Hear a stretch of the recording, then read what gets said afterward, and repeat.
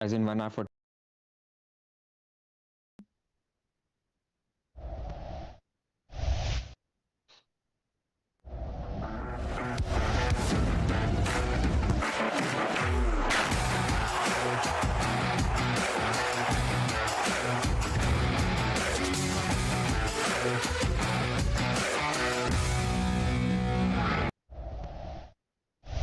Good morning, afternoon, and evening, everyone. Welcome to the Double Gameweek 26 pod of the FPL Wire. I'm your host, Zoph, and I'm joined by my co-hosts, Late Riser and Pras. 96 points this week, Ella. Not bad for a team on life support. Not bad at all. We take that. I mean, I'm not going to say, yeah, luck. It felt bloody great, man. To have these weeks in FPL is literally what we play the game for. Like the rush is there. It keeps you going for the next 3-4 days. And that's why we're playing this game, right? I was talking to Pras also for the pod. And like, if you get like one such week in 10 game weeks, it keeps you going. Like it keeps the hope alive, etc. as well. So yeah, man. Really happy with how that turned out and happened from my boy Palmer. I've been his supporter, have caught his halls every time. I spoke to you guys a couple of weeks ago where I said he has his annual 3-4 return game. I'm just doing the move, hoping that I catch lightning in a battle. And here we are. Fantastic. I think you've had Palmer for all of his hat tricks. Yes. The first half hat tricks. Those First must half feel hat-tricks. incredible, man. Like you're like sitting at halftime, I'm on a 20-pointer and more to come kind of thing. This is amazing. It's insane. I mean, and I still have and I tweeted about it. Like, it's obviously something worth celebrating. And then people are like, oh, you should have captained him. And I was talking to Zoph about it. I was nowhere close to captaining Palmer. And if you think about I will say I mentioned it on the pod. You did. You remember that? Yeah, of course, I remember that. I, in fact, wanted to tell you. I forgot to tell you when we were chatting. I was like, yeah, you mentioned that, and it stuck in my head. But it's just 60 minutes, right? Like we weren't close to, and it's 2 penalties at the end of the day. Like you need to get incredibly lucky to get those. So yeah, man. But we take it. We absolutely take it. And the fact that he was subbed off at 60, I think, is the best case scenario for you as well, with Leeds on Tuesday. Yep. Minutes have been like perfect. If he had picked, I want these minutes like 5 weeks ago, it would have been like this. Like I want a hat trick, but then an early sub so that I get the Leeds at home game. Exactly. I also want to give a shout out to a friend Danny, who came on the Chelsea pod pre-season, as well as Kefri. I was very close to making the Saka to Palm move a couple of weeks ago, but they get that little extra nudge, which sort of takes you over the line as well. So I want to give a shout out to them. And the Discord has been amazing. Have you seen the scores on the Discord this week? First shout out I want to give it to is Aranya. If you don't remember, I mentioned him on my team selection video in the first of the season, where he lost about 30, 40, 50 points on a free hit. Like it was that bad for him. And then he's consolidated his season, taken this big hit on the chin. He was in the Discord laughing, didn't like disappear when he had that bad week. And then he had a 105-point wildcard week. He went from 200k to 40k. And also gave he gave a big shout out to Maka at least 10 times because he helped him with a few of the crucial calls during the wildcard, which meant getting KDH instead of a couple of other combos. Him, Abhimanyu, Captain Palmer. There's this guy called Longbottom who also hit a century. NX Craig, I reckon, hit a century as well. So a lot of big scores on the Discord this week. Speaking of centuries, the cricket's been a bit interesting, but I think we have enough to unpack today before we get into that. Well, I also want to shout out on my timeline at 3 p.m. I see Zofar celebrating Imbumo and Late Riser celebrating Palmer. True to the podcast, the red and the blues shone through. Yeah, I love converged and we are competing. Yep. I love me a baldy goal scoring midfielder. Yeah, and in a weird sort of way, we don't mind it as long as the results that happen on Sunday night keep going on. We're okay with that trajectory as long as both of us hit Europe. And Arsenal also. Yeah, man.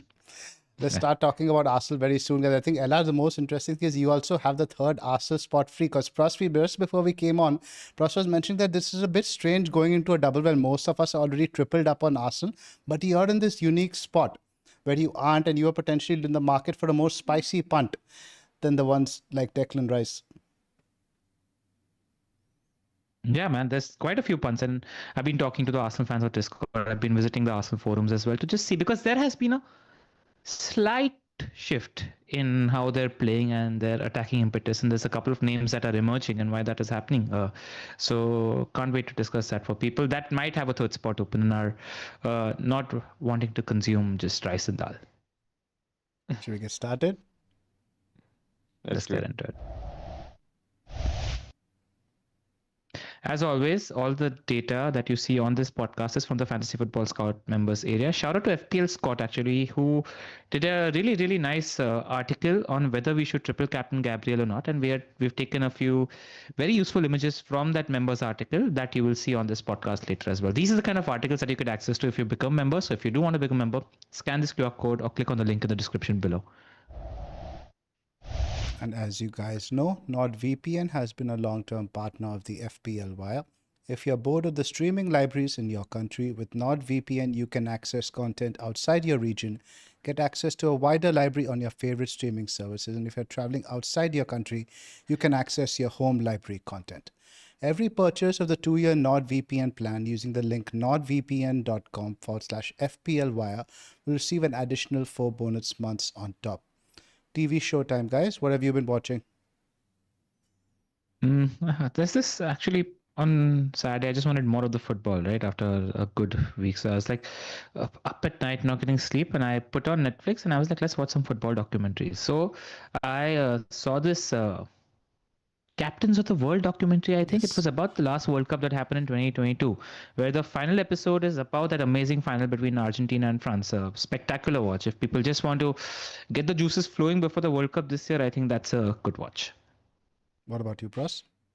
Speaking of World Cup, first a rant. They've not even sent emails. Like some of us applied to tickets. Do you know? Like they haven't even sent emails. The ballot has finished and they've allocated, but no emails have been sent. So not well run, to be honest. But apart from ponies, which you recommended, Zoph, I watched this show. Did you watch this Alex Hanold Skyscraper Live? No. It is Yes. So where he climbs the skyscraper, and he's done an actual climb as well. But this one was a skyscraper thing live happening. Man, it is so scary. Like watching it because he has no harnesses, no nothing, and he's doing this. Where was he? Was he in Canada or he was in Taiwan. And he's climbing the skyscraper and it's like a 2-hour climb. The thing that struck me the most is this guy has no fear for his life or heights at all. Like not only was he just climbing, of course, doing this thing which seems impossible, whenever he would stop, the amount he was leaning forward to wave to people, I'm like, dude, just relax, man. Just stand a little, like 2 steps back. But he doesn't care. And it was incredible. Like it's a very tough watch in some aspects because you're on the edge of your seat. But if you know that he survived, then watch it, then it's okay. Yeah, and then they showed this live. So imagine Yes, people it was that live. watch it live, exactly. Yeah.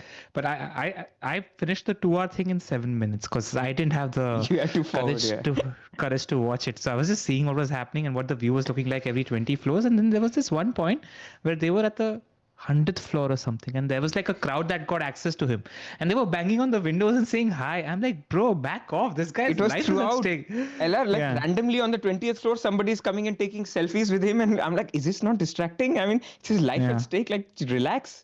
But yeah, it's you shout at your screen a lot while watching that. It's insane. I watched the Night Manager season 2 about 3 episodes in. Decent.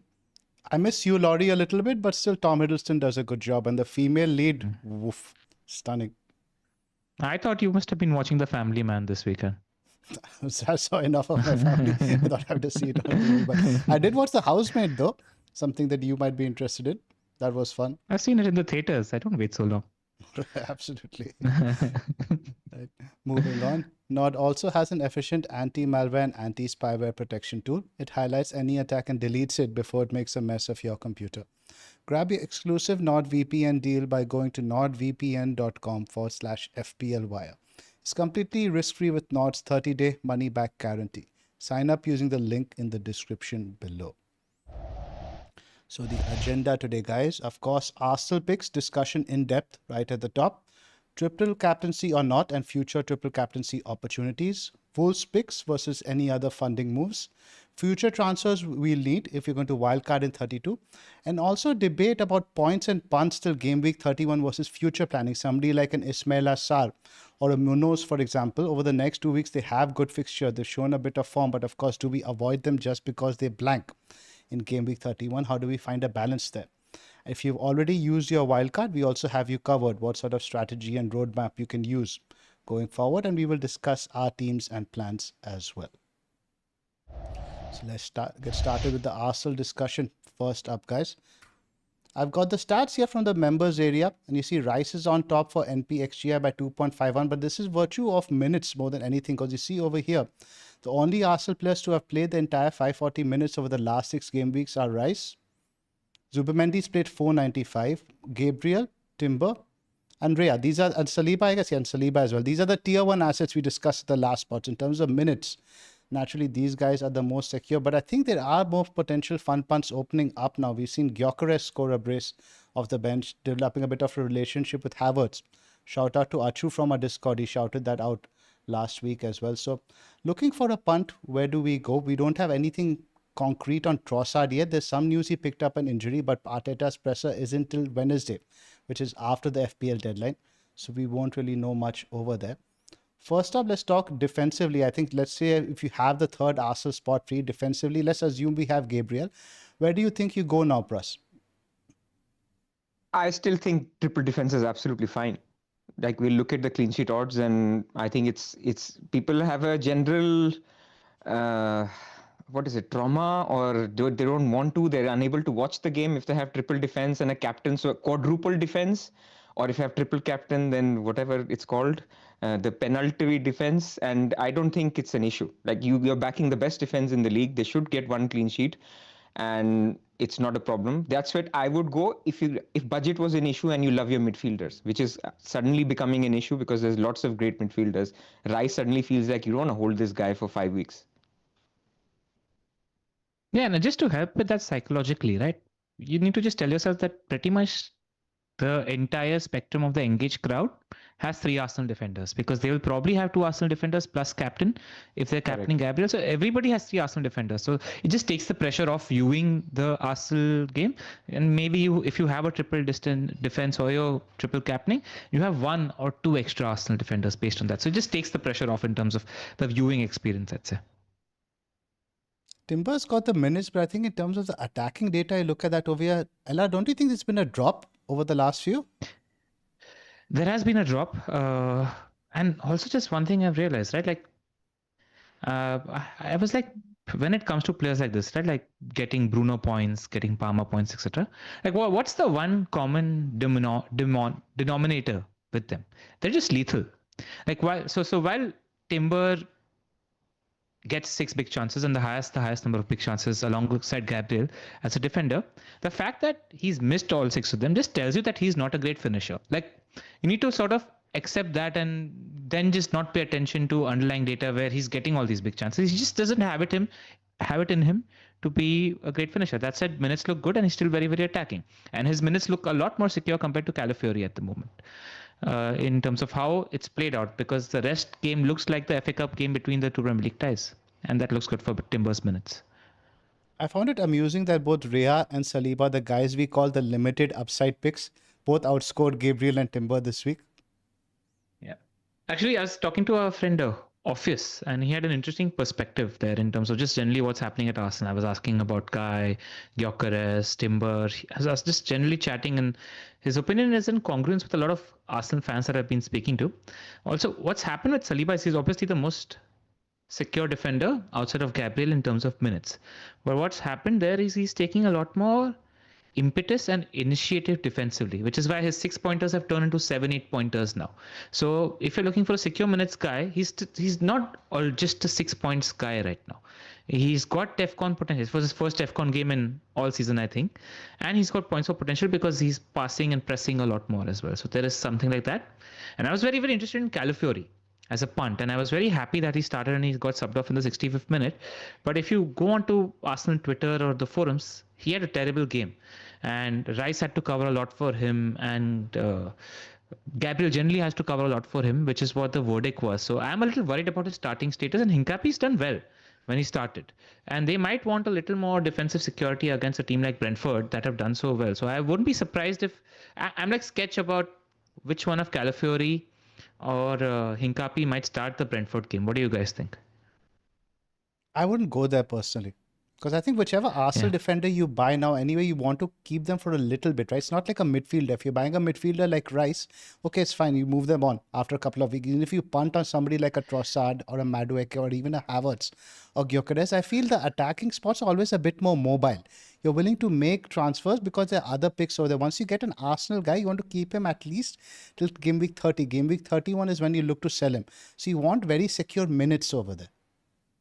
Correct. But the way you look at it, right? If people are making a double move, let's say they're moving a defender to an Arsenal defender, and they're moving an attacker to some other attacker, right? Like it's the equation is something like in defense.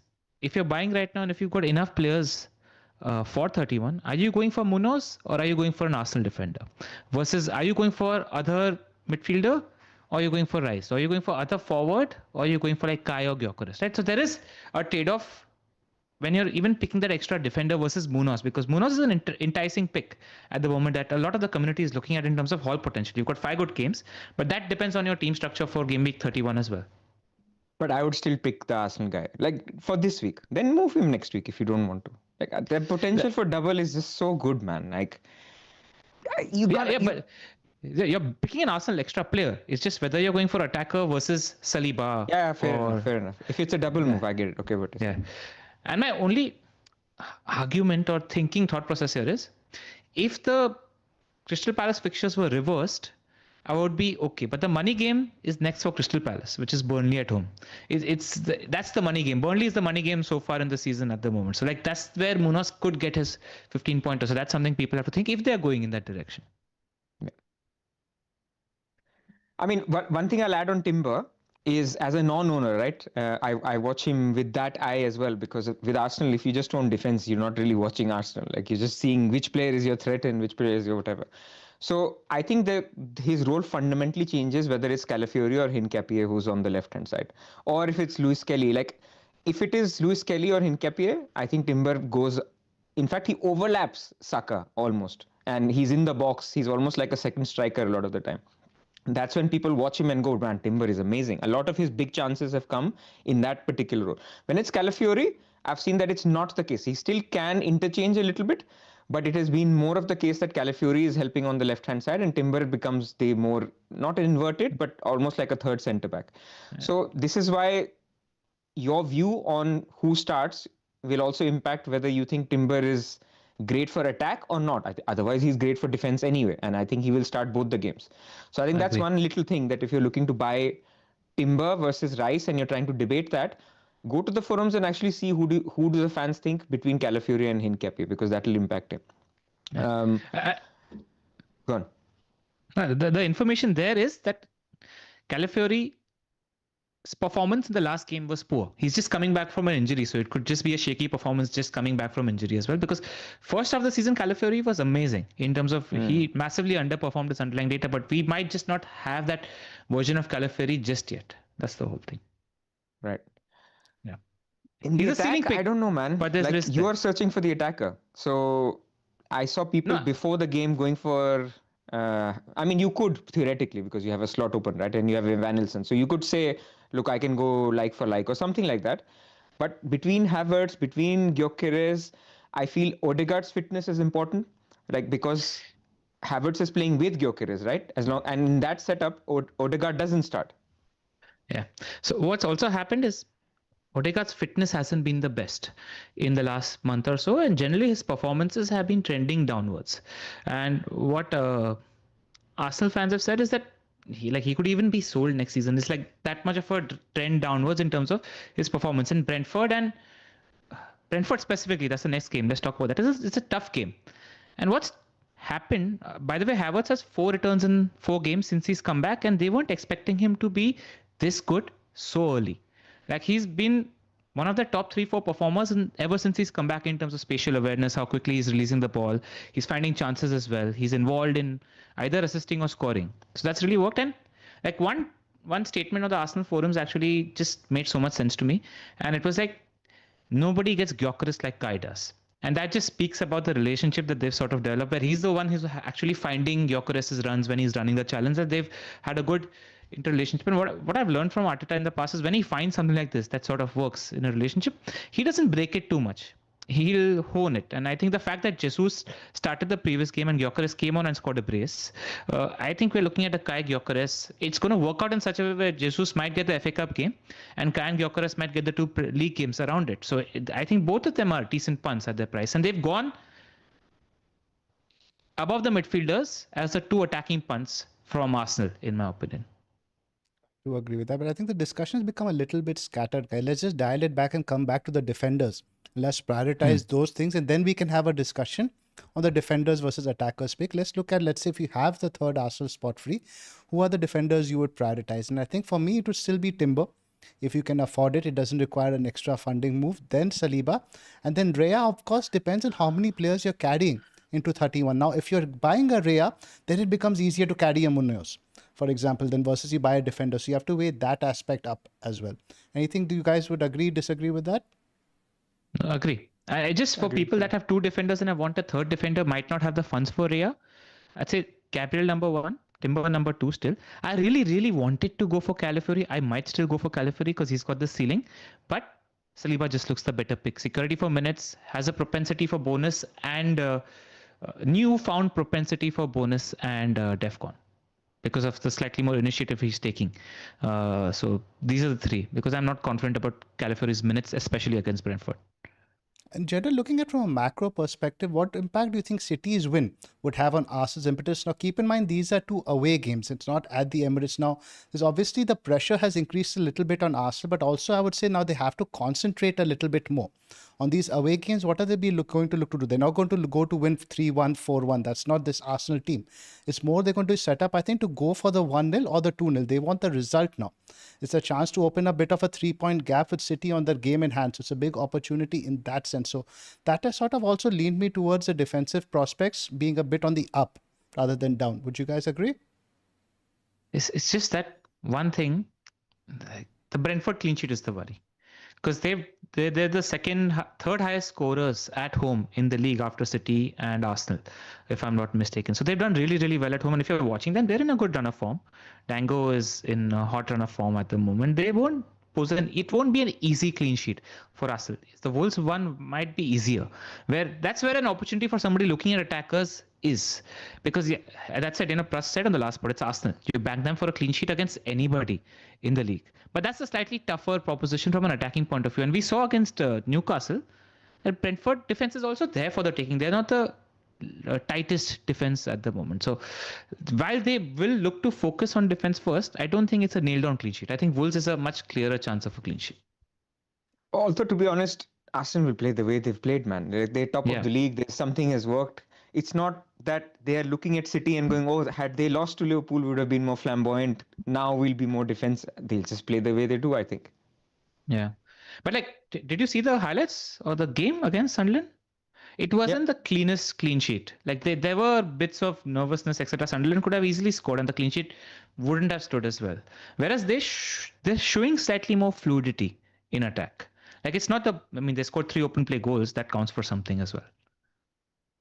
I think in general also teams are man-marking Gabriel a bit more. I haven't seen him have as many attempts. Also, look at this period. His NPXGI for the last 6 matches only 0.6. Yeah, man. He's not getting chances, but the moment he gets the chance. They always say that. Remember, we discussed this and we are like, let him score 1 and then everybody will panic and get him. He'll score. Not obviously in this double game week, but he'll get those chances. He will. We know that. Yeah. Also, but just the best chance for Gabriel's header is Saka. It's just while talking minor details, right? He loves that corner from Saka's side because it's always on his head. That his best deliverer of the ball is missing. Rice is great from the other side, but Madueke isn't quite up to Saka's levels when it comes to his ball delivery. Truth. Anything more on the defense? We can talk a bit more on the attackers.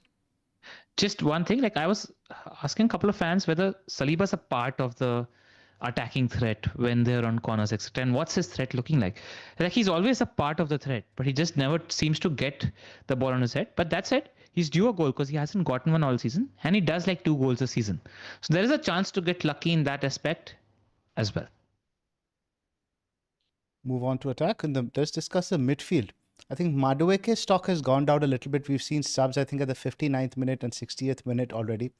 Nobody's really going there. Martinelli, again, minutes look to be a bit of a concern. And again, we won't have the clarity on Trossard. It's just Rice, right? There's nobody else you can buy. I do want to say that people that own Trossard, hold. I wouldn't move. Because like Madueke isn't that much of a... Actually, Martinelli is showing a bit of form, but Madueke isn't much of an output guy. Like, I don't see him taking that many shots on goal. He drives and then does the cutback. So there's a lot more assist chance. So the best midfielder still is Rice. And for people that are going, have Trossard already, hold him. I think it's just a chance you have to take and hope to get lucky.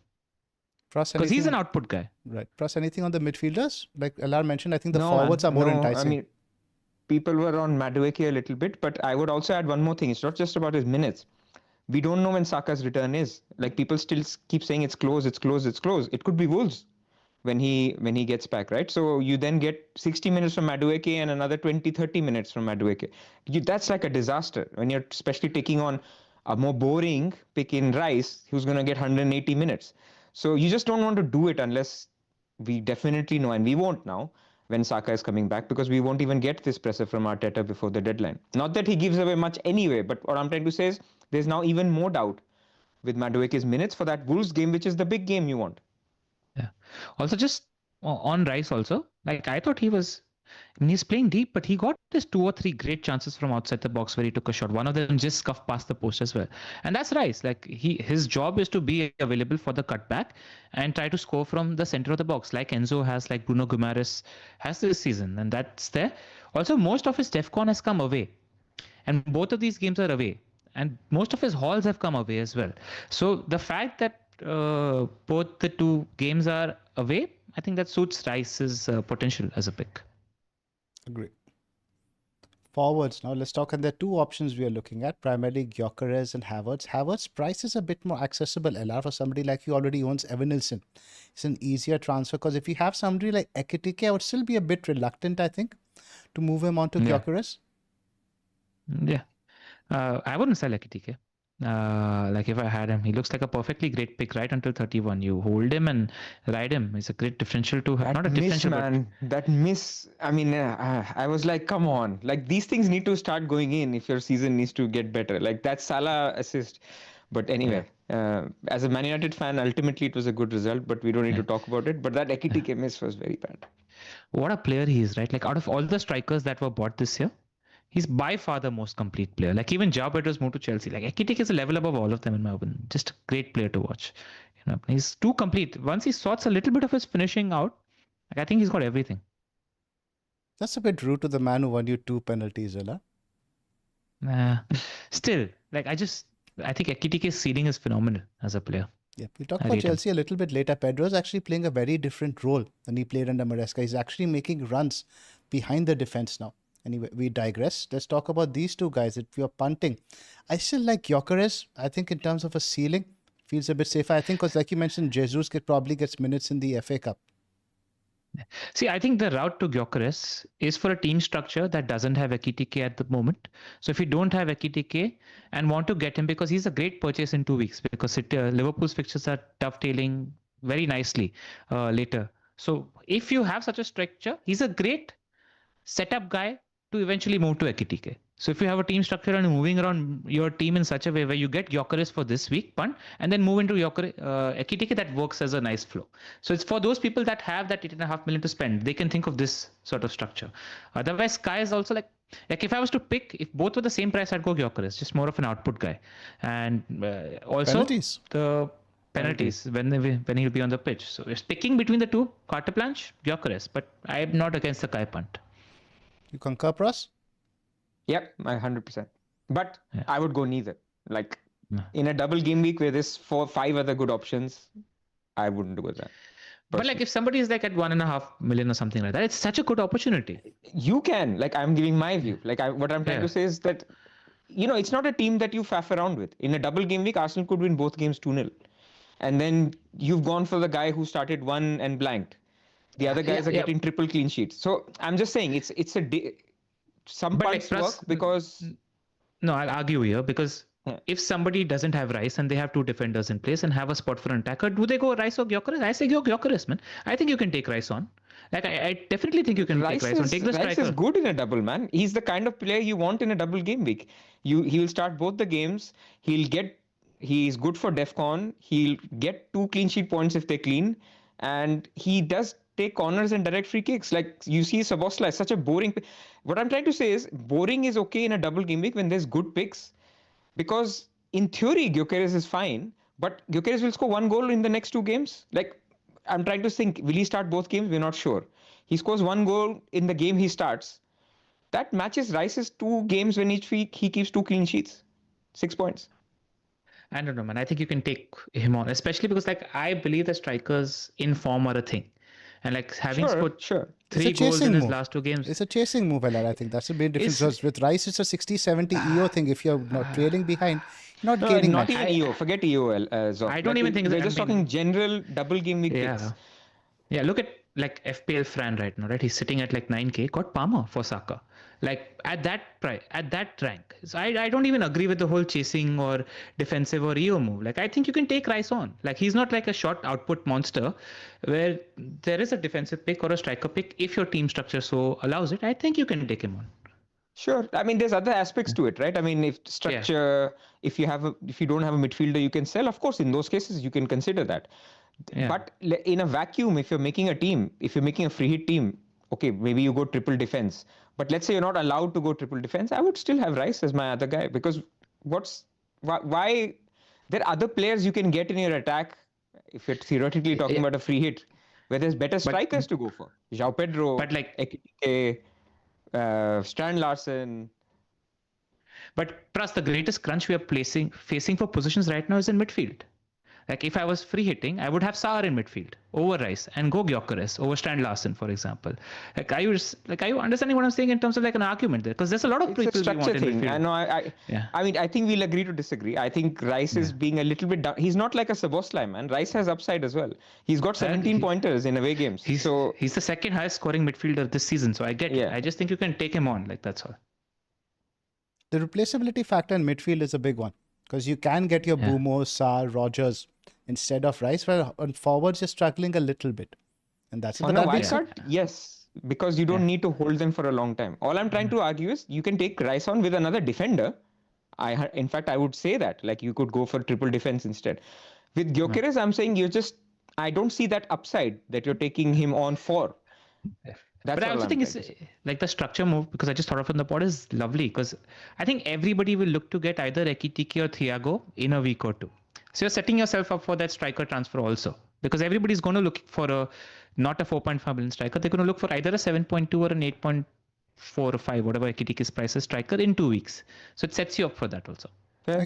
I guess words becomes an option, but either way, we're digressing into Liverpool. Let's just wind it back a little bit. Elad, if I had to ask you to pick your 3 Arsenal ideal picks, would they still not be Gabriel, Timber and Rice? Rice wouldn't be there. Gabriel, Timber, Saliba, or Gabriel, Timber, Gyökeres would be there. I would take Rice. Saliba has no upside, man. Anyway, Saliba is such a rubbish pick. I just come from a school of thought where I will say yes, it's the season of the 8s, but I will take it on. That's a different thing. I mean, those are different things. You can think a player... We captained Bruno this week not because we thought Haaland is shit. That's what I'm trying to say. Yeah. So you can take on Rice, that's fine. But all I'm saying is, surely Rice is in your top 3 or 4. He's not in my top 3. Saliba. He's not in my top 3. Okay. Yeah. I mean, I don't want to... he's not in my top 4 also. Rice... Timber, Saliba, Gyökeres. Rice is definitely double-digiting now. But I mean, what's the point of doing this podcast if I... No, but absolutely, we love that. We're being open, right? We're being open. We're being open. Yeah. All I'm trying to say is, like you guys are saying, right? If I had said Raya is in my top 3, you should come at me. Come on. He's good for a wild card. You can hold him for a long time. But Saliba has... If they keep 2 clean sheets, that's the only way he can beat Rice. Yeah, that's what I'm trying to say. fair. That's a good counterpoint. And again, with Rhea, the hiding in 32 is a big factor, which you don't really have with the other guys.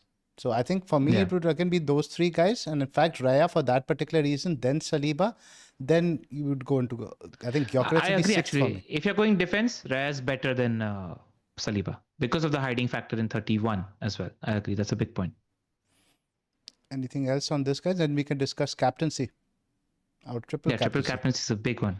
Do you want odds for both clean sheets, one clean sheet, no clean sheet? Yeah. I think you sent me some of them, right, Pras? Yeah, but I've been calculating on my Excel while actually at the beginning of this discussion. So 52%, as you can see here, is for the Wolves game. 37 is for the Brentford game. That's your clean sheet odds for either game. So what you're saying is a clean sheet in both games is 19.24%. So you don't get a clean sheet. Sorry. 19.24 is clean sheet in both the games. So just under 20% that they clean in both the double game weeks. Not getting a single clean sheet is about 30% clean sheet odds or lack of clean sheet odds that they don't clean. And 70% approximately is that they get at least one clean sheet, which could be either games or both games. So that's the math. So you need to remember the 70% and maybe the 20%. Our Discord was mentioning, Pras, that you will give a whole mathematical reasoning for the triple captaincy. If they have 10% chance of getting 4 points, etc., etc. I mean, you can do that. I mean, but ultimately what you're trying to say is you can do this, right? I mean, if you take out DEFCONs and if you take out any bonuses, what you're trying to say is you're trying to hit a 20% event, which is that they get clean sheet in both the games. And that's your 12 point of a Gabriel. Everything else is an upside. So 20% events, you need to take your call on what that means. So what are you thinking, guys? Are you guys on it? Are you doing it? Where are you at? I'm considering it. It's definitely not a 0% consideration. I'm like 30% there at the moment, and I haven't really thought about it until this point.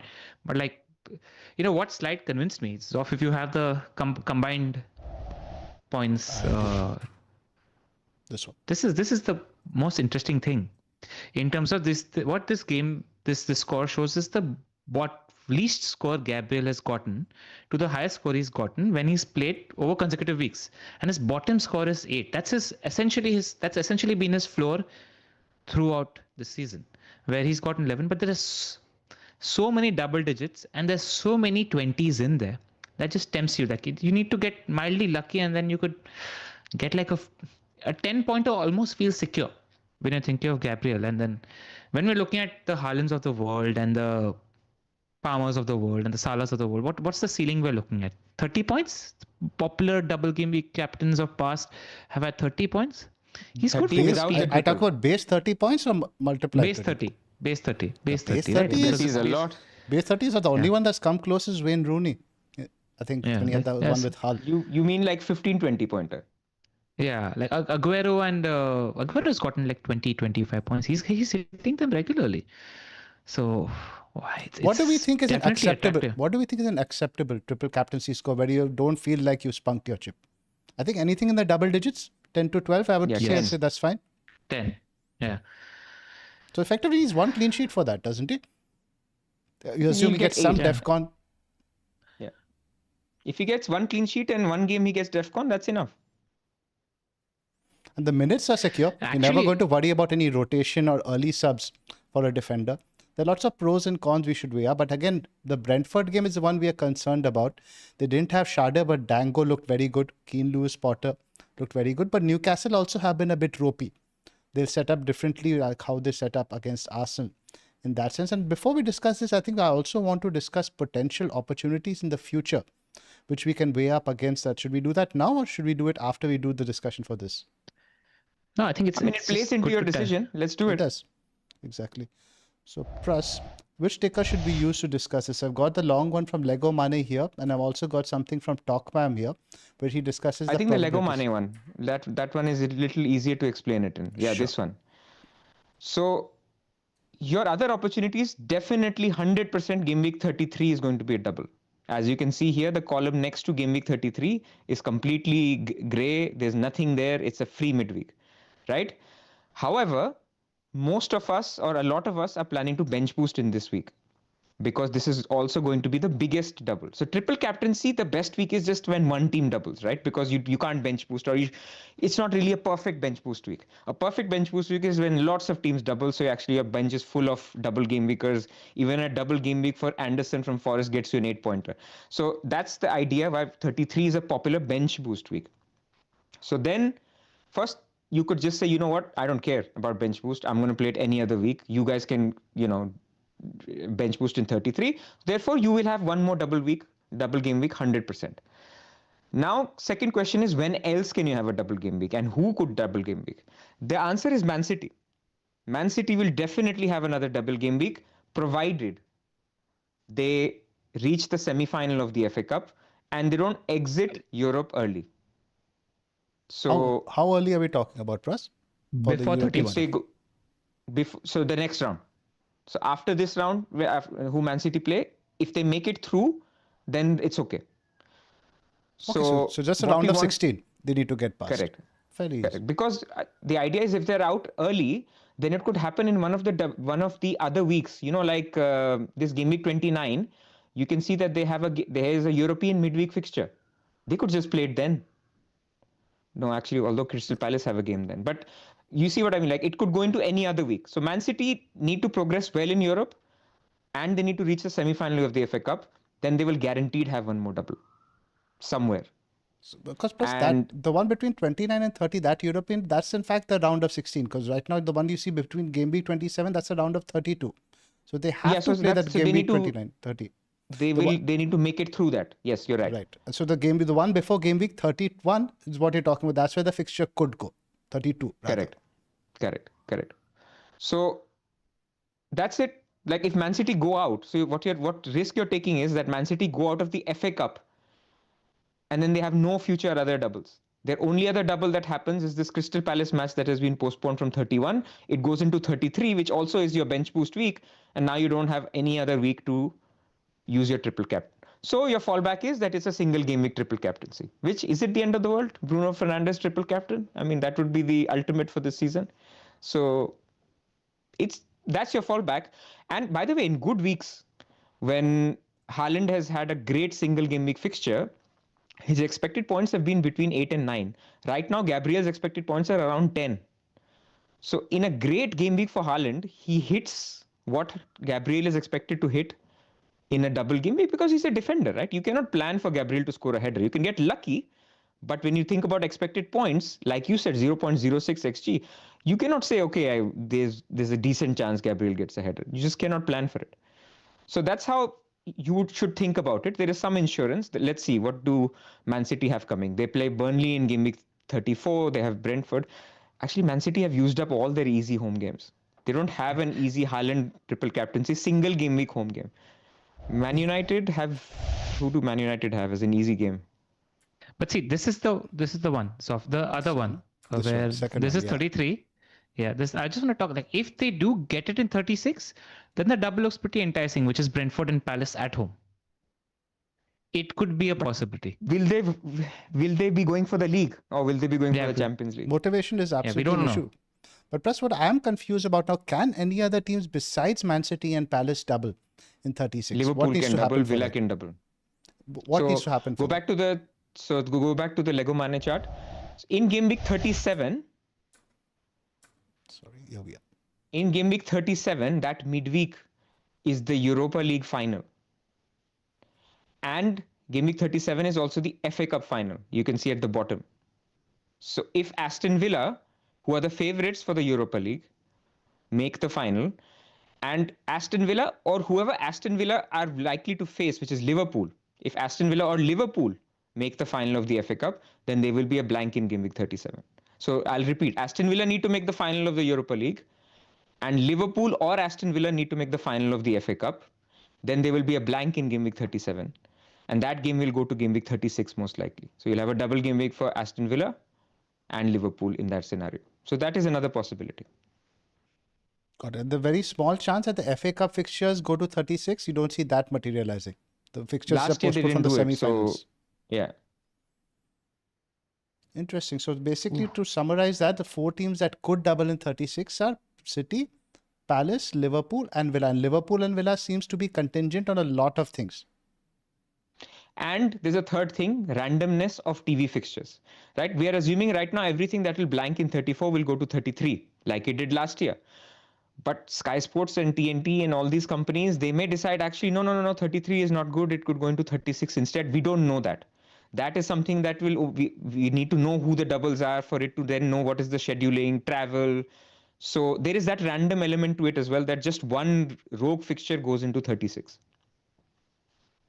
The way Liverpool are playing now, I'm not very optimistic on them making any final.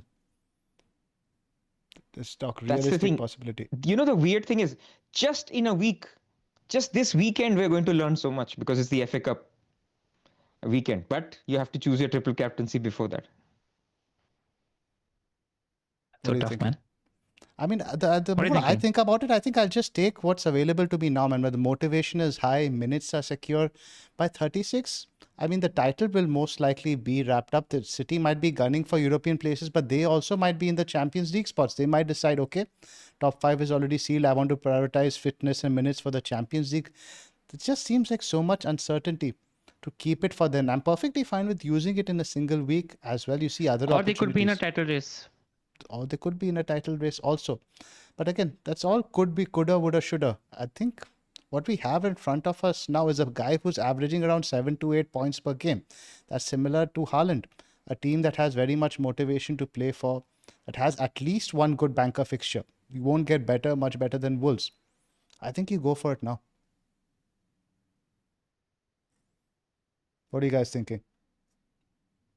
Almost like, it's so weird, right? I feel like there's a weird part of me that thinks that if I get Saliba, then I might want to just double captain him and avoid the triple captaincy. Or you want to go the whole hog and get 5 Arsenal defenders. That's also like just betting on 2 clean sheet outcomes heavily, right? Like I feel like I want to go all in one way or another. Or you just go in with 2 or 3. You're talking covariance, man. Welcome to analytics. Yeah. So it is a thing. Yeah. Or you like bet against the Arsenal clean sheet and get an attacker and just captain Gabriel and not do it. Like I feel like I want to pick one of the 2 extremes in terms of it. But that aside, like rank aside and which way I want to play aside, there's no reason to not do it. He's a good player. Arsenal are looking good for 1 clean sheet at least. He's going to get likely 1 DEFCON, and you always get the chance of spiking a 6-point goal also. Like that's the thing about defender goals also, right? They're 6-point goals. They're not 4-point goals or 5-point goals like midfielders or forwards as well. So that does count for a lot. I'm tempted to do it. Like I was, let's say 30% in before coming into the pod with an open view of listening to what you guys have to say, and I'm proper 50-50 now. Like I might do it. So for those of you guys who don't know, the triple captaincy is actually a toggle chip. You can deactivate it anytime you'd like. Similarly with the bench boost. So I activated it this morning, and the idea was I would give it 24 hours to sort of linger. See how uncomfortable or comfortable I feel about it. See, I feel anxious, and talking to you guys, I only feel more confident about it, not less. How about you, Pras? Where are you? Where's your head at? I've been on 60% triple captain throughout, but it was under the assumption most people won't triple captain him. I'm actually feeling I'm looking at triple captaincy almost as a thing that I want to do when not everybody is doing. So, but doesn't it come back to the EO argument we had last year, Prassi? Do you remember about the triple captaincy EO? Yeah, but you can also get lucky on it, right? Of course, you triple captain in the week. So I have to use this every time. You triple captain in the week, you think your player scores most points. But right now we're working in uncertainty where I don't know which player I will triple captain in the future. It could be Haaland. Haaland's game week 34 fixture, if City do make the semi-final, is what? Burnley. Yeah. So whichever double game week Haaland could have will involve Burnley. So I'm not trying to talk you guys out of it, but if there is an upside scenario where Haaland has a double game week in game week 36, which is Brentford at home and Burnley away, which is the one you guys were showing me from the Scout website, because 34 fixture could move to 36. So yes, there is the glass half empty side of it where Haaland maybe is not fit. Maybe City are out of the Premier League. Maybe Mamouche is taking minutes of Haaland. But there is also the glass half full side of it. Maybe City are going for it. Haaland starts both games and one of them is Burnley away.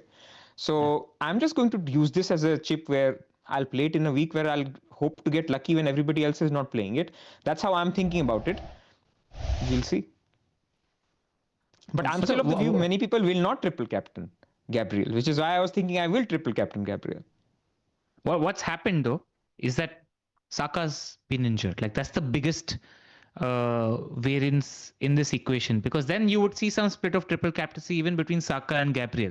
Here now it's clear Gabriel is the best captaincy option for Arsenal. People that want to do anything else have to take like a Timber or a Gyökeres sized long shot, and it's a long shot. Let's face it, even Timber is a long shot despite the underlying numbers. Like last week I was thinking I'll just put myself in a position to get lucky and triple captain Timber, but I was like, I just don't see how Timber, he does never defcons. I don't see a world in which he's a better pick than Gabriel, because he's just then not. You might as well wait. Yeah, then I might as well wait, right? The EO argument, I digress, about Haaland that you make, right? Plus, it's almost certain that even in that week, let's say we find a Burnley-Brentford home week. You're right. Everybody's going to captain. But then it's not an EO argument. Then it's a ceiling argument.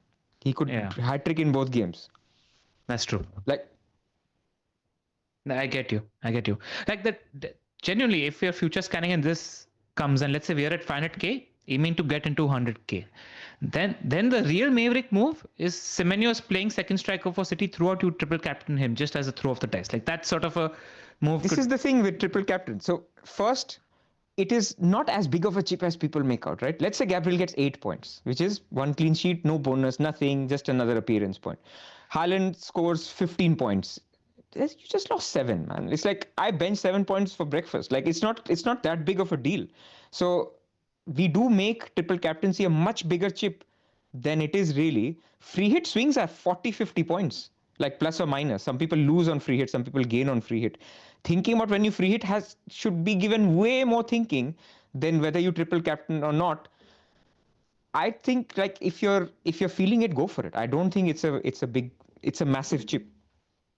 Yeah, one of the like I don't know the mathematics behind it, but like isn't it like, let's say a week like this where let's say Liverpool and Aston Villa double in 36 or something like that, like then you have to find like a differential to triple captain that is its most potent as a chasing, like Palmer this week, right? Like he's got 5% ownership. If you triple captain him in such a week, you're buying 60 points that nobody else is buying. Like that's the sort of spike that you want to take if you want to take, but it's tough to find such a differential. If you think they score the same points. Yes, I agree. Yeah. You're always searching for that KDB 90 pointer. Yeah. So as of now, guys, where are we? So LR, you're what? 60-40? Yes? So I was 50-50. I'm back to 40-60 because Pras mentioned the crucial point that it could be Burnley at home, and that's a very high ceiling. Burnley away. Burnley, high ceiling game. Yeah. Who could be relegated by then? Yeah. It's just a very high ceiling game. So it's could it also not be a Marmoush game?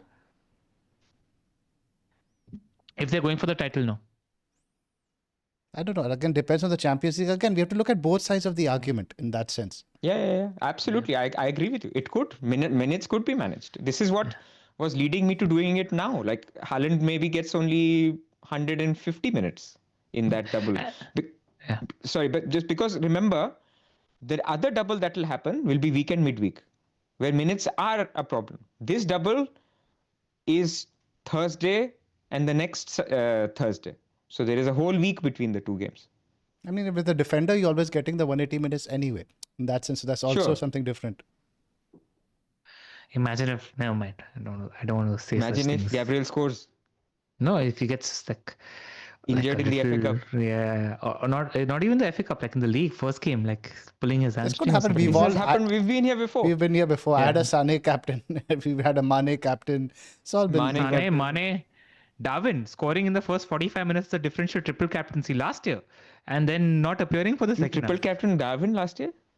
And against Haaland, because I was chasing, and Haaland did nothing, and Darwin scored in the first 45 minutes he played, and it worked. And then he didn't show up for the second half. Yeah. I remember it was against Brentford. He didn't show up. I remember the goal. I owned Darwin that week as well, and Jota. Yeah. So I went for it that time. So. And I've had it as an issue with Liverpool players, Mane and Darwin both. Yeah.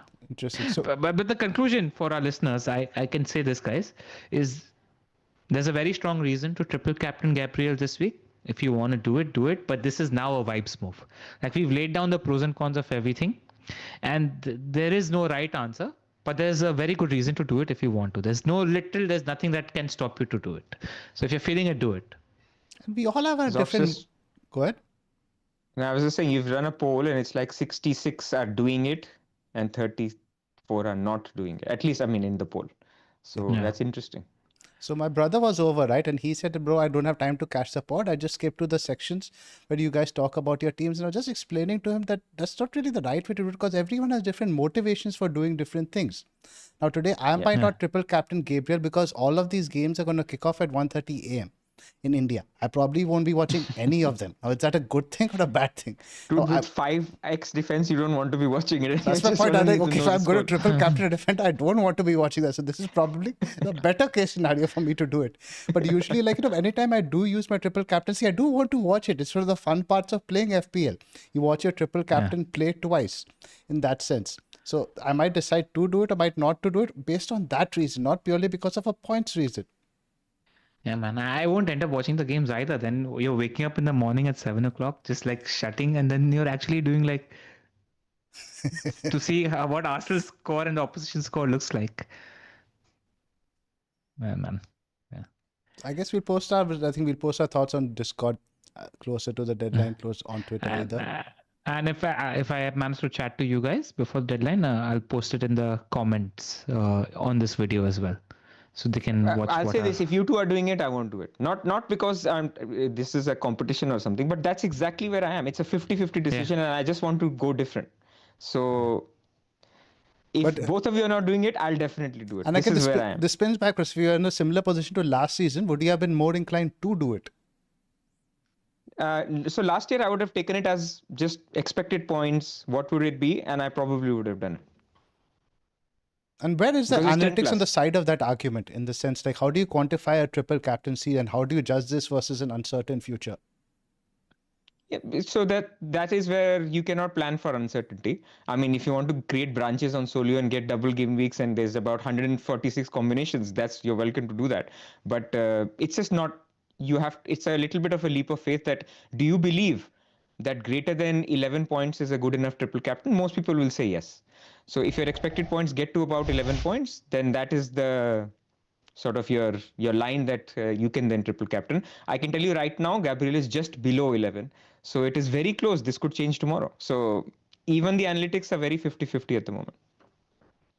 So, Pras, just one quick question. Why does Tokvam have 30% probability for doubles for teams like, for example, like your Liverpool is over here, even like Villa is fine, but even like Chelsea, for example, why is it 22% in 36? Because he's not assumed 100% that anything that is a blank in 34 will go into 33. We're just using that as a base for last year. So yeah, it's possible. Like I said, right, for TV reasons, they could go in 36 instead. Got it. Anything more to talk here, guys, in terms of the schedule or the triple captaincy? Plus, also, just one thing also, around our rank, Gabriel's ownership is also right now 60%. Also, just something to think about. Like, yes, we're competing against more engaged We are not managers, competing against them, man. We are just with them. We're stuck with them. It's not like like I would still look at what the top 100k guys are doing. I personally. Yeah. But it's also an opportunity for a jump if you think about just getting around a good rank. In terms of that just being 60% ownership. So like the max that might rise to, if you're thinking about it, is like 150, 160% ownership. So you might have 150% of Gabriel just for pure rank basis. Correct. No, you're right. You're right. I mean, the doubles and blanks should mean rank rises, especially at our ranks. Like I genuinely think like there's a guy ahead of me in my office who's still running 5 City because he's like, oh, I'm happy with 5 City, so I don't need to change. He's ahead of me. So, I mean, I have to be honest. So, I hope I will overtake him because Arsenal will keep one clean sheet. But, what a dark story. Zoph, this is good. If you triple captaincy him, like this is going to be your first flirtation with captaincy and triple captaincy at the same time. Right? Like, why not, right? Just go all in. Yeah. You've done it before, Pras? Captain or defender? Yeah. Trippier I've captained 2 times. Trent I've captained. Yeah, same. I've captained defenders before. I captained Trippier in that double game week. Remember that Newcastle famous double game week? Yeah. I'm surprised Zoph hasn't captained like Ivanovic back in the day. Man, he was a beast. We had other players. We had Lampard and other picks like that, right? Fair. Such a But the great thing, this FPL Arsenal asset. defense is just, we haven't seen anything like it in a very, very long time. I think maybe like I didn't really play FPL during the peak Mourinho days, and we haven't seen the defender with as much goal threat as Gabriel. The DEFCON has changed the name of the game. In fact, the ceiling now for defenders has just gone up so much, especially with the way teams play now. That's what's really changed. Oh, you guys didn't captain Duffy? Nope. I didn't.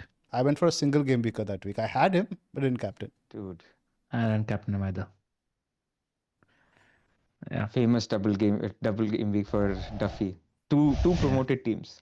Speaking of teams that are going to get promoted or relegated, let's just touch upon Wolves really quick. Any picks in terms of funding moves? 2 funding moves in my options.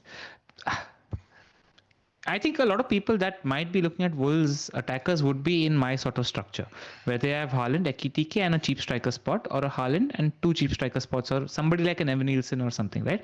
Now, the only way this move for a Wolves striker works is if you're going to intend to convert the striker to Thiago or Ekitike later. Like, I think that needs to be a base case for going somebody like a Mane or a Rokodore, where you're just giving somebody an extra game, but then in a week you're looking to convert that striker into Thiago or Ekitike. These are the 2 strikers that people are going to look to buy in the future. In that case, you have to look at either Mane or a Rokodore. Just one thing, Mane is more like a Semenyo, sort of creates his own shots, takes set pieces, is on all corners, and creates his own chances. And interestingly, the first half where Chelsea battered Wolves, he was playing as a number 10, not a winger, in a setup like that. But it failed, and the manager reverted back to playing 3 at the back, and he was playing wide again. But that's how he's creating chances. He hit the post also against Chelsea. Tolu Arakotore is the one who's getting the highest big chances in the Wolves team, where he's gotten 5 big chances in the last 6 games, and he's actually sitting in the top 6 or top 7 for big chances, where his job is essentially to be the target man and place himself in the center of the box where the big chances come. So if I'm punting for a striker, I'm actually thinking I might just go Arakotore, because as like spike a big chance or 2, get 1 tap in goal. Forest defense isn't actually purring at the moment. And what might push me is if I'll see what Sean Dyche has to say about Murillo. If he's injured, that might make me want to go towards an Wolves punt. So that might like deflect me one way or another. But there's nobody else in that team that you could or should go for.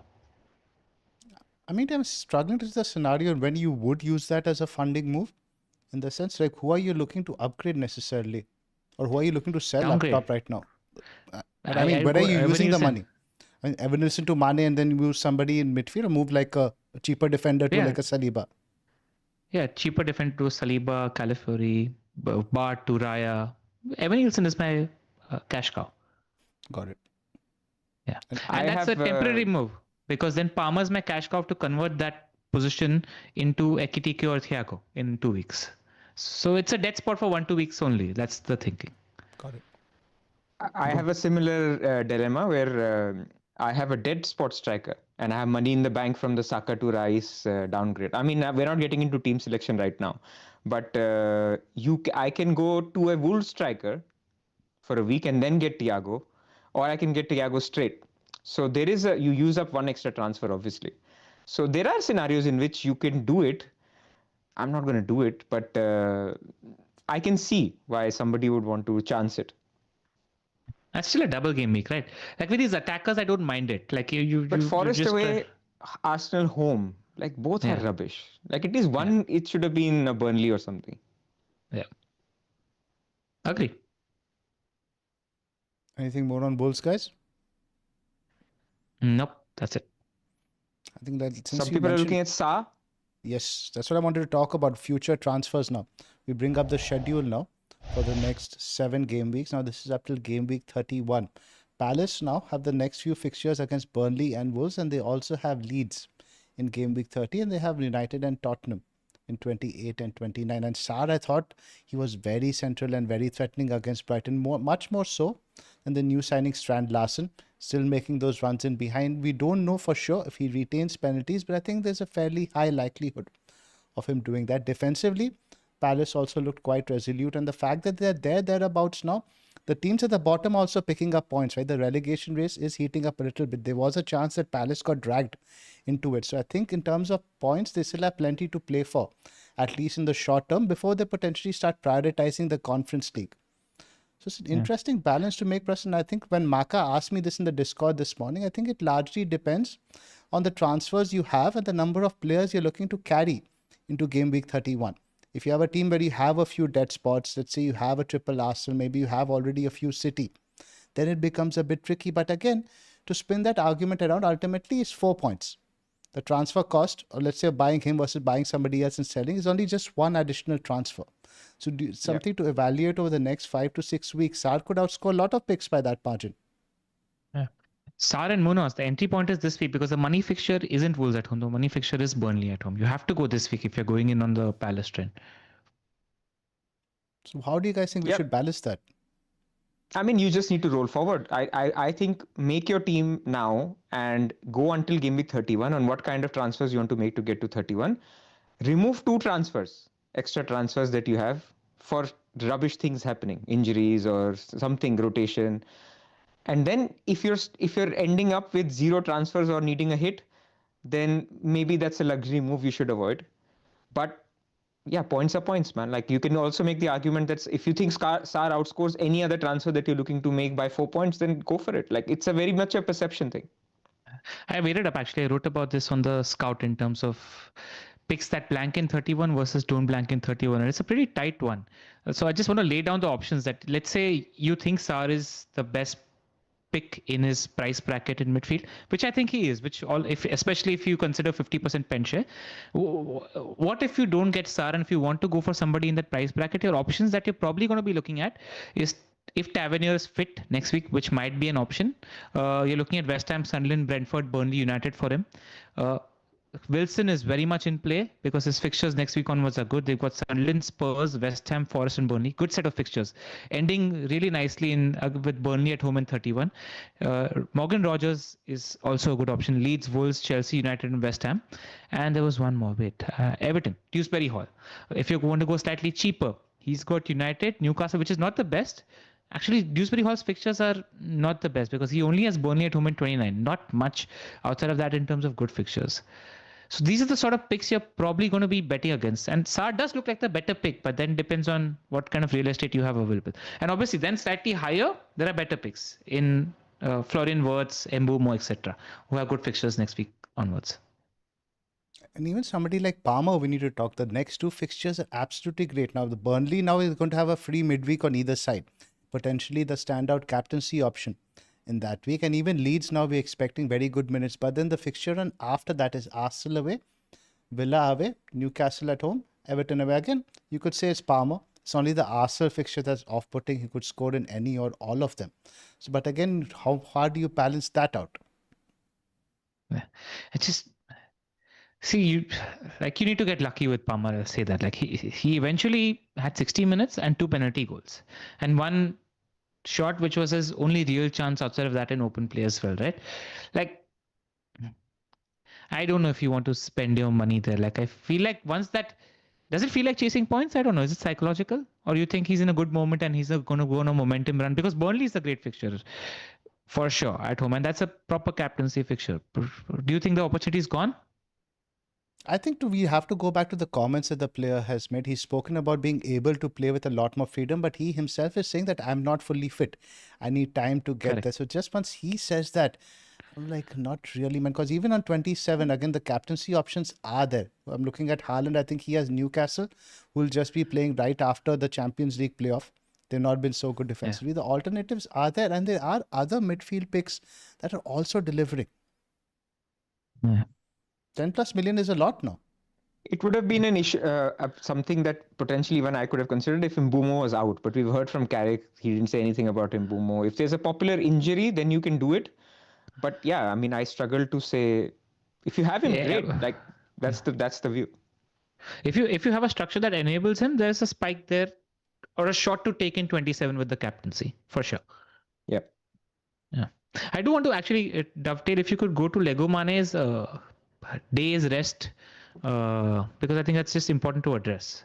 Just a couple of things that I want to cite here. first sell side with regards to Arsenal. The good thing that has happened is that they've got a long break before the Brentford game. So the first choice players should start, whether we're talking about Timber, Gabriel. Now, that isn't an issue. That's why I think Kai and Gyökeres, who I think are first choice now, should start because Jesus wasn't good in the game as well.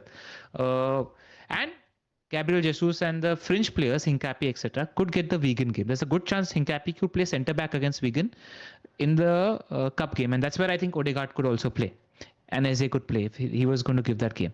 After that, 3 days later, they got Wolves. So I think the guys that are going to be playing Brentford are going to be the guys that are going to be playing Wolves. The only doubtful position, and I was hoping Calafiori would put in a good performance, is the left back slot, where I think it's 50-50 between Calafiori and Hincapi. I can't confidently say it's going to be one of the two. Another one I wanted to address is Crystal Palace, because their game is just 2 days away. The game against Burnley at home is just 2 days away. And what's interesting is after that they've got a long gap. But the other good game, which is Wolves at home, is also between 2 European ties as well. So what we might see in terms of team readiness or rotation, I don't think he'll rotate because the league is important and they still are not fully secure in terms of relegation. But this is something I want to address in terms of Palace, where the scheduling isn't the best for them. I'm not really worried about the Wolves game. As it is, this guy doesn't rotate and they have such a long rest from Burnley to that conference game. I'm pretty sure it's going to be the same guys who play in the conference to play against Wolves. Maybe one or two changes. It's just after that. 2 days after the away tie, it's Wolves. 3 days after that, it's the home game. And then again, 2 days after that, it's United away. So it's not the best scheduling if you're looking at a long-term hold for Palace also, right? Like it's something that stood out to me. Fair shot, but I wouldn't be too much concerned. I don't think that should be a tilting factor either way. If you think Palace will do well. Yeah. Munoz was very close to a 14-pointer in that game. Multiple times. Assisted Strand Larsen right at the end, one away from Defcon as well. Good pick.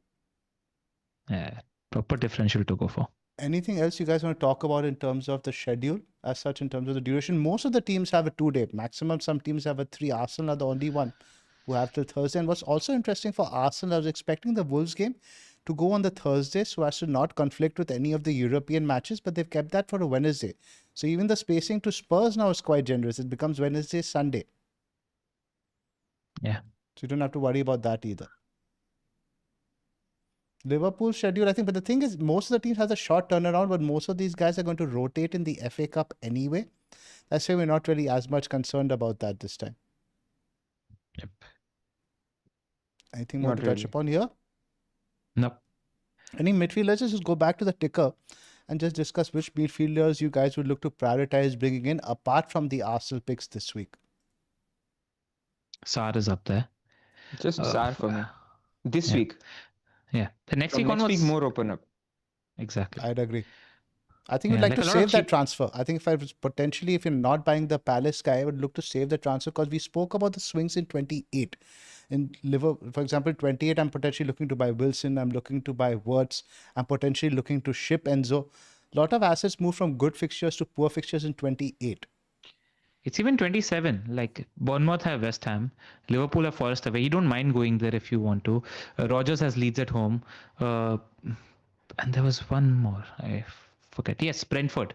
If somebody is looking to punt on Dango, I think Brighton are not in a good moment at the moment, conceding chances. Decent opportunity to jump on somebody like Dango Utara also next week because Shada will still be serving his ban. So he's an option. Good shot. Yeah, so in general, I think apart from Palace, better off saving that transfer to next week. Brighton's fixtures are horrible now until 31. Yeah. And we know, LR, plus you we need have to get Raya, Verbruggen. man. We have Verbruggen on us, we know. LR, you need to get Raya. Come on. No, make peace with it now. Hey, I'm open to it. I'm open to getting Raya as well because it opens up a slot for a Munoz side punt if I want to go there as well. So we see what I can do if I want to get Munoz.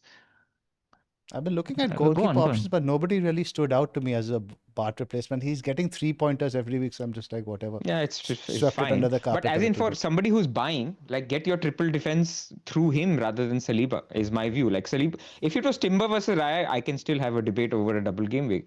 But between Saliba and Raya, there's not much in it. It's just that I'm now informed by a friend office that he might be having a high propensity for bonus and Defcon now because his role has changed in the team. So that's why I was Raya got the bonus this week. Yes. And he almost was I can afford responsible it. for them conceding that fumble he did, which Bobby.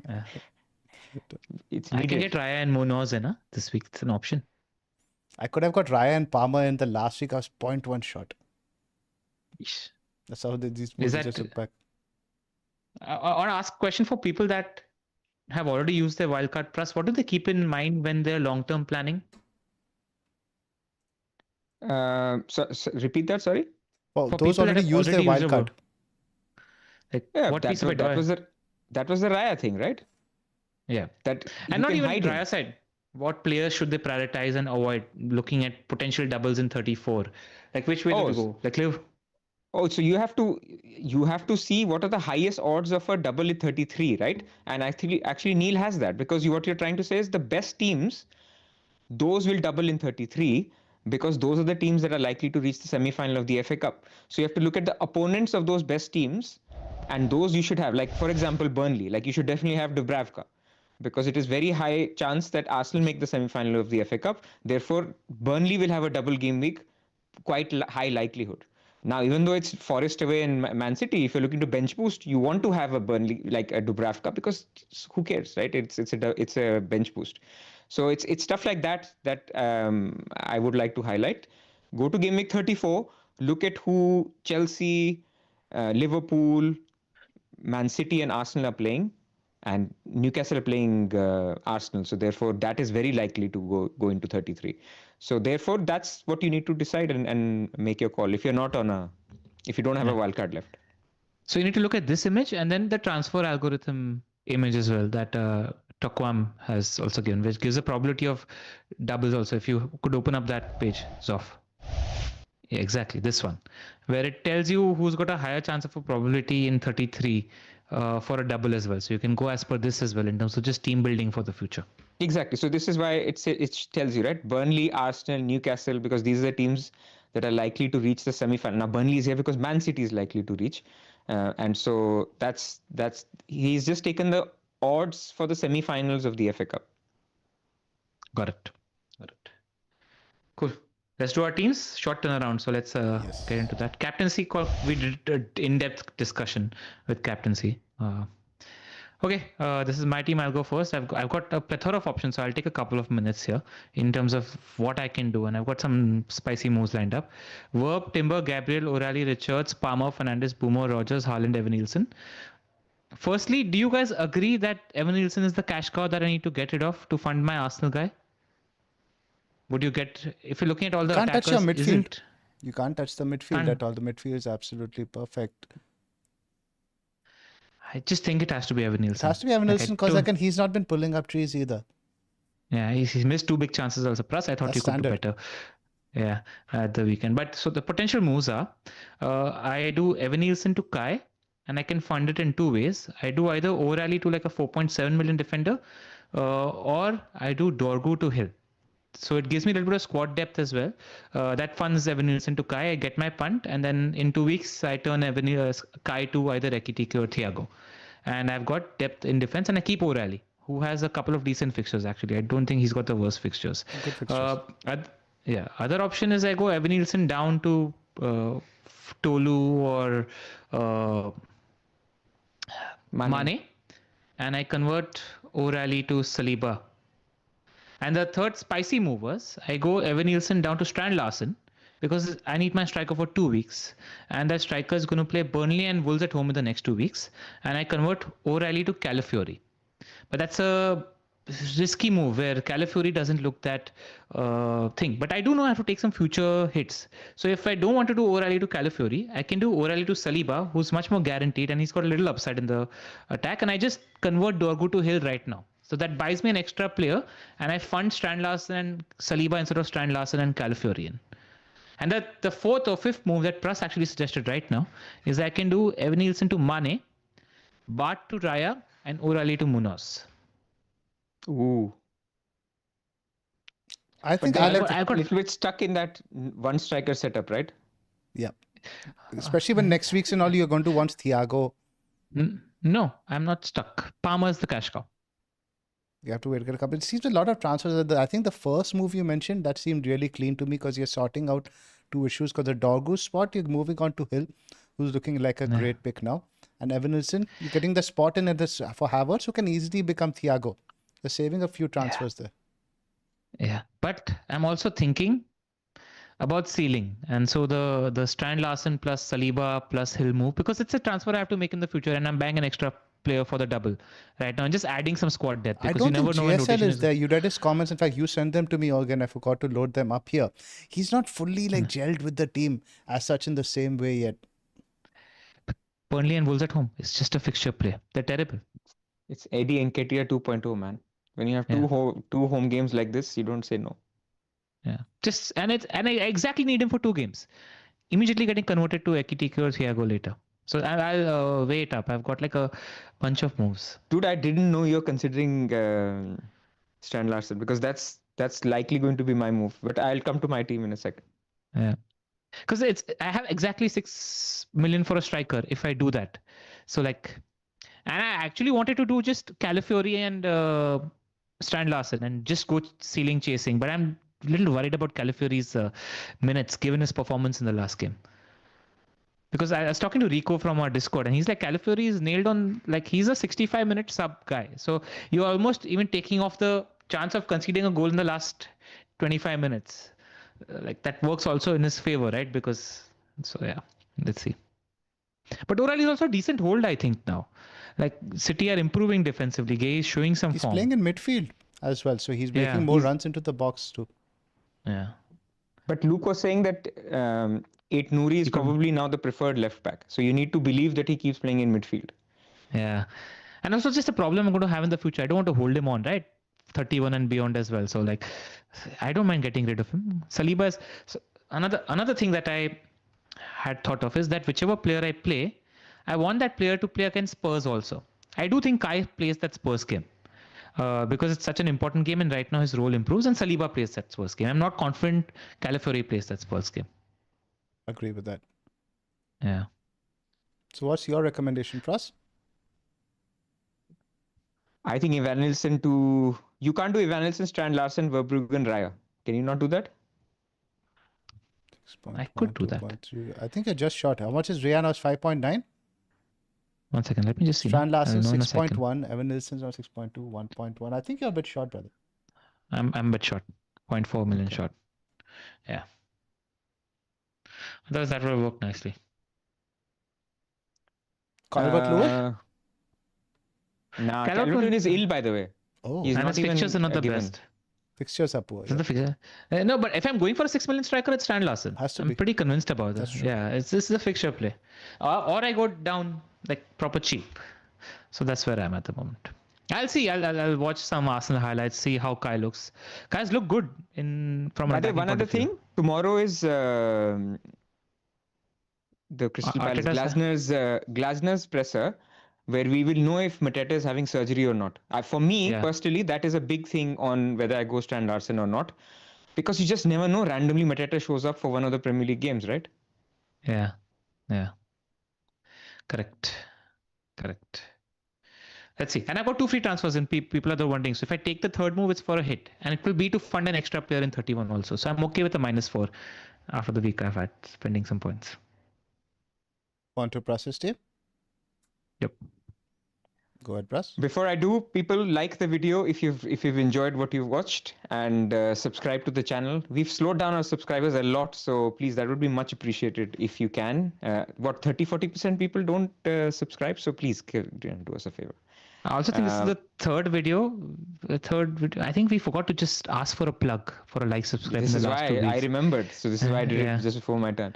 Okay, Raya in goal. So the triple up is clear. Raya, Gabriel, and Rice. The Tesco meal deal triple up, which is all the 3 guys expected to start. And then the defense doesn't look great, actually. This is why I'm thinking I don't play 4 at the back this week. This is why I have 2.8 million in the bank. And that is exact the money to do OB to Thiago. So this is why I'm thinking I should do a transfer for a striker this week and not play Alderete, for example, even though Sunderland have been great at home. So in that case, Hill is fine. Hill is doing very well.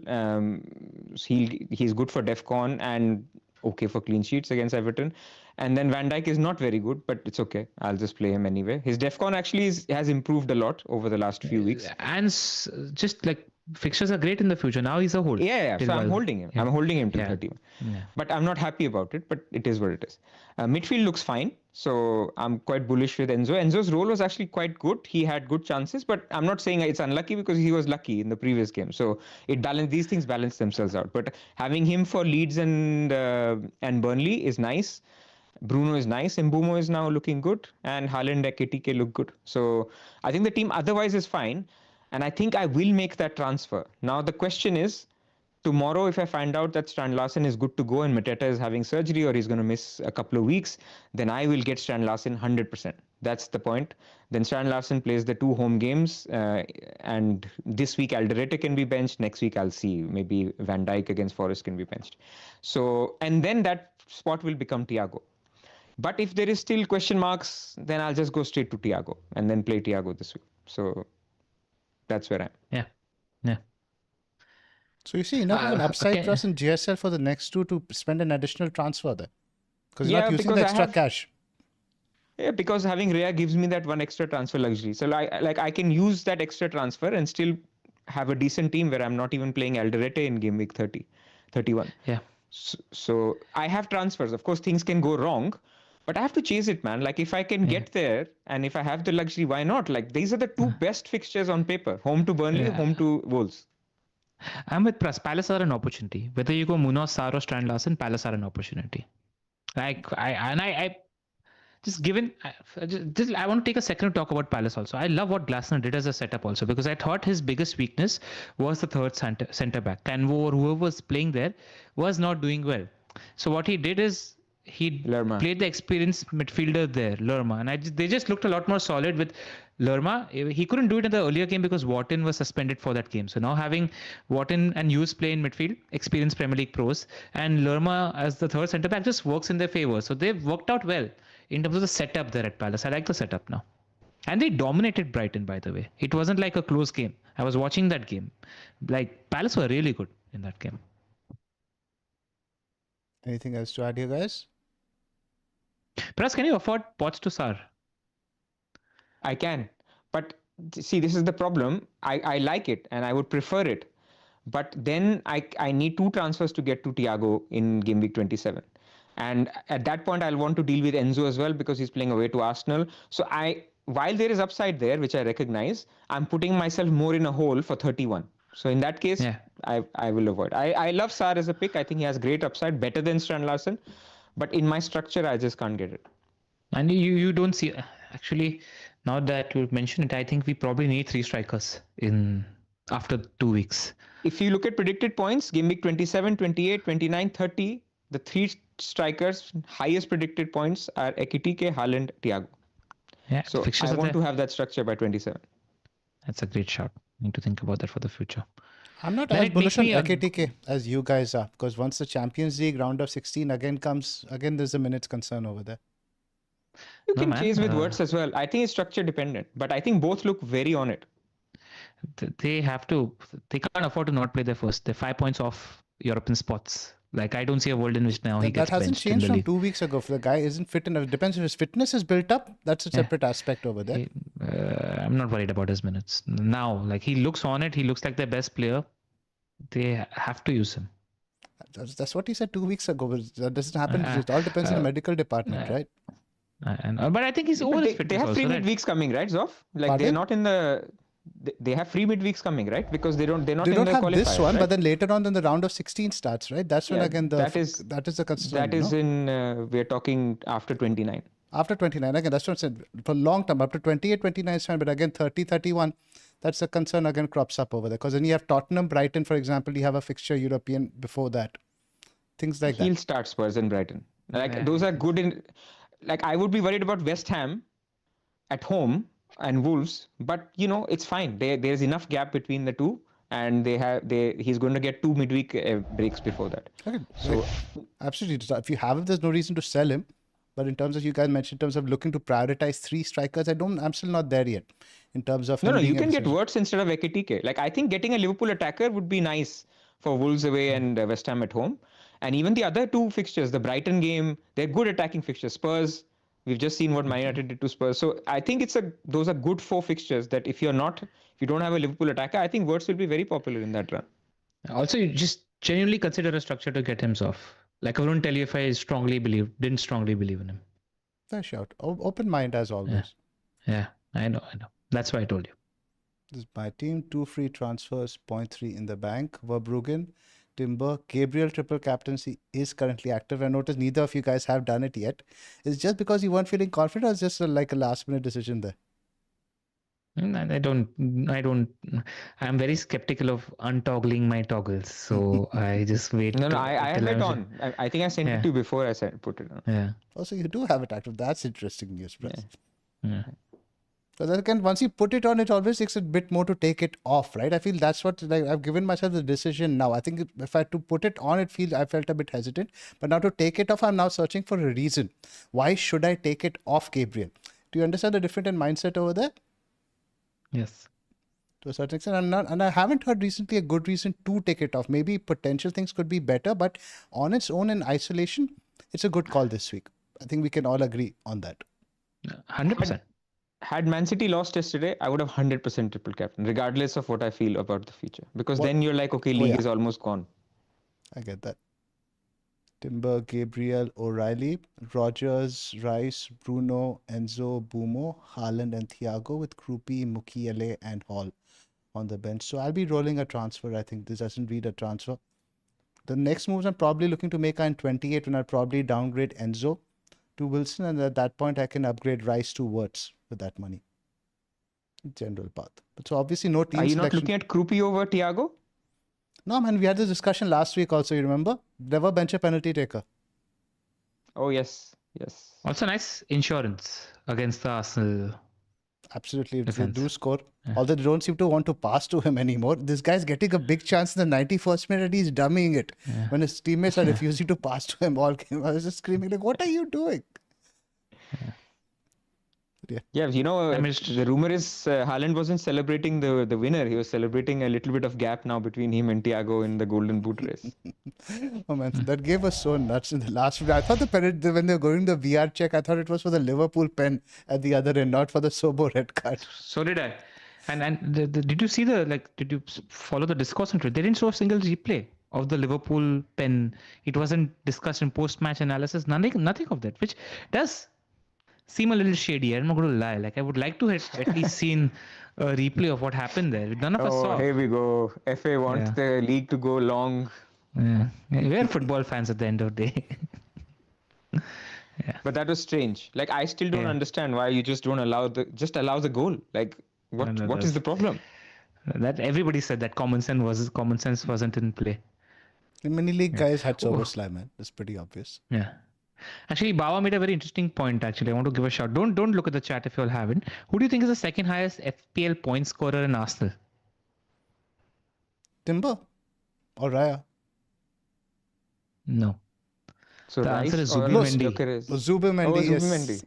Yes, somebody else shouted that out last week as well. Yeah, and then general, he's got a little bit of a Gundogan Casemiro sort of goal smell. No, he doesn't. About it. Because Bao was asking me, why don't you go for like you cannot go compare Casemiro to I mean, not as footballers, I'm just saying Casemiro shoots like every game, like he takes two great shots. So I rarely see him shooting. He's a most potent set piece threat as well by distance, Casemiro. So I'm not. He's on 101 points. Casemiro are different breed in terms of like they have a shot, like a genuine shot in them. And he's not doing DEFCON either, is he, Zubi? No, I'm just on his page. No. He's got 2 10-pointers in a row. I think he's the second highest scorer. Or is that? I think he's just overtaken own goal. Yeah. And 9 and 11 DEFCON in the last two also. So it's not like he's far from them. But no, I'm not shouting it. This is just random research. We have a couple of super chats, guys, before we wrap up. Let's do forgot. Again. So first one is from Shaunak. 5 free transfers, 0.6 million. He listed out his team over here. You guys can read it out in the activity thing. I don't want to read it out the entire thing over here. Any suggestions for transfers? He already has, I think, a triple Arsenal, doesn't he? Gabby, TC, Timber, and Rice. Enzo, Haaland, Mane, Dubravka, Semenyo, Krupi, Mukiele, Timber. I don't see anything here, man. I think Ahmad maybe stands out a little bit to me. Yeah, if I ever had Ahmad, I'd sell him. I think that's about it. I think, but who would he go to? What price even is Ahmad? I don't know. 6 something. Wait, I'll tell I you. think it's 5.4, if I'm not mistaken. 6.2. Well, yes, you can do Ahmad to Sar, and with 5 free transfers, perfect position to do it. Great move. Absolutely do it. I'll be all over that. Eki on Tube is mentioning that he wants to buy Sar this week with a plan to sell in 31. He's wildcard 22. He's 3 free transfers, and the other free transfer he'll be making will be Enzo, because he's got Boomo, Rice, Rogers, Enzo. Who do I sell this week for Sar? I don't think any of those 4 guys. No.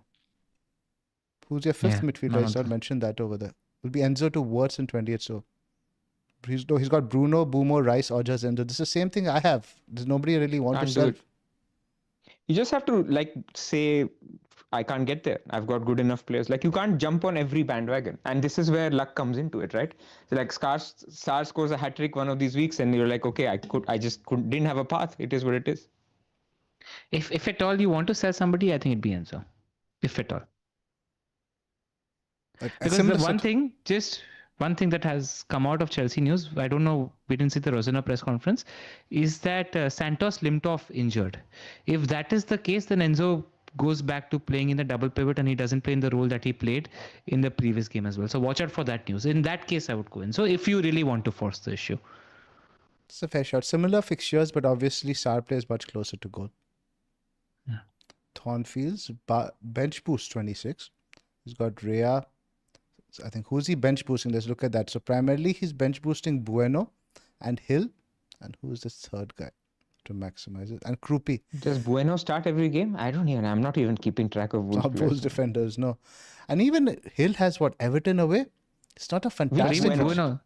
There are 2 Buenos I'm looking. The one Bueno who's been starting all the games. The answer is no Bueno. Sorry. No, I wouldn't. Bruno Hill also has a tough fixture Everton away. So basically, he's tempted to do it is because he's got Sa and Rhea, and he's got Krupi. I think he wants to start again. Krupi also, Iraola just mentioned that he's going to rotate the team a little bit. We won't see the same starting 11. So that also, I'm not very confident that Krupi will start. Yeah. I wouldn't do it. But if you have used your bench boost and you want to get it out of the way, it's not a bad shot.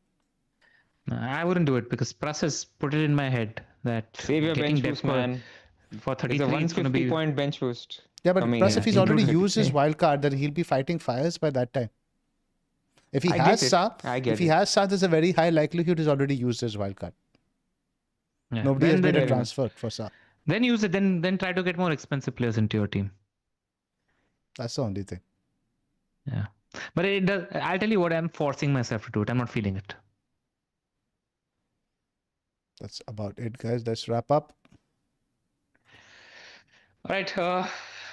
Good chat, guys. I really enjoyed the discussion today. I thought it was a proper discussion because we were linear focused on a couple of important topics rather than covering a wide spectrum.